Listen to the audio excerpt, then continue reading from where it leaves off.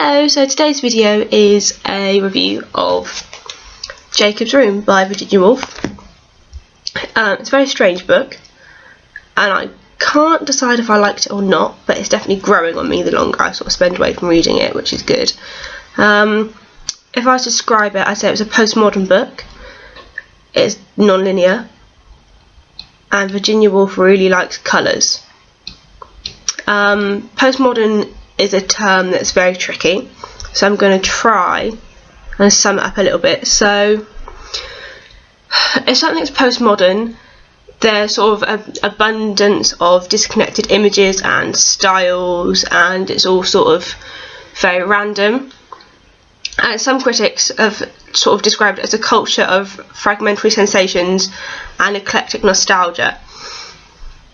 So basically, if a book's postmodern, then it's all over the shop and it's not necessarily going to make sense, and they're not necessarily going to be talking about the same thing all the time. So for example, in Jacob's Room you'll be reading a section of text and it's say 2 pages long, and by the end of the second page you realise that you're talking about a different person in a different place in a different time, but there's been no signal in the text that it's changing, so it's sort of just happened, I guess, which is confusing and interesting, but it definitely takes a lot of time to get used to. Obviously non-linear is fairly straightforward. The timeline isn't chronological, so it jumps around from the past to the present to sometimes the future. This book, as far as I am aware, doesn't go into the future, but it might, because I'm not convinced I understood the book at all. And I feel really bad, because Virginia Woolf is one of these writers that, especially as a woman, you're meant to think is fantastic and is wonderful because she was a feminist and she was really ahead of her time. But if I had to base my opinion of Virginia Woolf on this book, I don't know if I would necessarily choose to read any of her other stuff. I want to read A Room of One's Own. Apparently that is a must read for anybody interested in feminism and all that kind of stuff. Excuse me, my hair's gone mental today. So yeah, I'll probably try and check that out at some point. Unfortunately, I have far too many books to read for my degree at the moment. I am getting through them slowly but surely. Anyway, back to Jacob's Room after that random little tangent. So the prose of the novel is quite poetic, which I believe is something that's been said about Woolf a lot. So there's lots of metaphors, there's lots of repetition, lots of quite long extended floaty sentences that definitely have a kind of poetic ring, which is quite nice. It's not the style of writing that I would write, and it's not necessarily what I would choose to read, but it definitely works in the sense of the book being non-linear and all that kind of stuff. It all kind of rolls into one. The characters I found vague. I don't think I could give you a description of any of the characters, and I don't think I had a picture in my head of any of the characters, which was frustrating, because I do like that in a book. I like to be able to see the people that I'm reading about.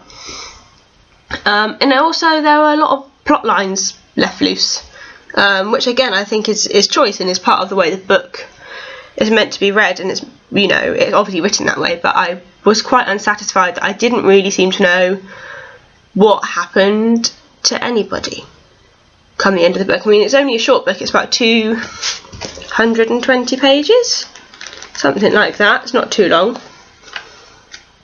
even shorter than that. It's about 155 pages. So there's not a whole... You would think that there wasn't a lot of time for stuff to happen, but the characters, because of the non-linear and sort of the jumping around, the characters aged quite a lot throughout the book. But I feel that I don't know what's happened to them. So yeah, that kind of, I think, is adding to the fact that I don't know how I feel about the book. Colours. Virginia Woolf likes colours a lot. particularly yellow, pink and blue were colours that she used very, very often throughout the book. If she was describing a place or an object, she would describe it by its colour, or the way that the light was making it look a different colour.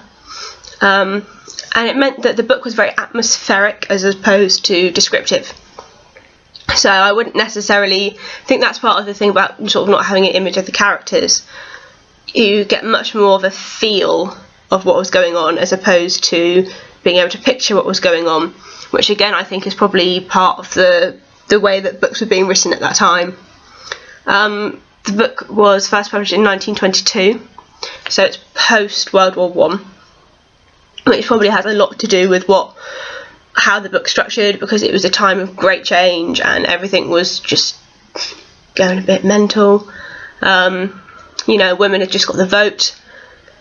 Some women had just got the vote, but anyway, so all of that was going on, so obviously that was going to affect literature in a great way, and I think that's why books like this were emerging.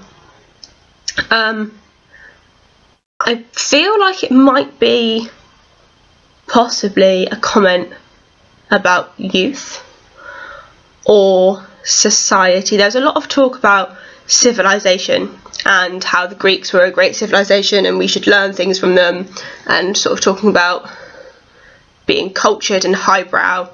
And the main character, Jacob, I think he's meant to be the main character, not sure, thought he was better than everybody else because he knew a little bit about the Greeks.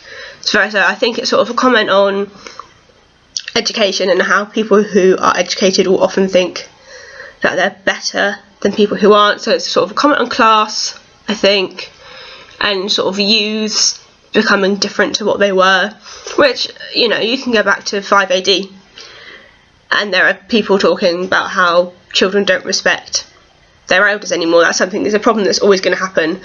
But yeah, so I think there's a bit of that. But yeah, I think that is all I have to say about the book. Yeah, really not sure what to make of it. Hopefully, when I have the lecture on the book, it will all make perfect sense, but I thoroughly doubt that. Okay, so that's it. My next review is going to be Evil Under the Sun by Agatha Christie, which is a Poirot novel. So see you next time. Bye!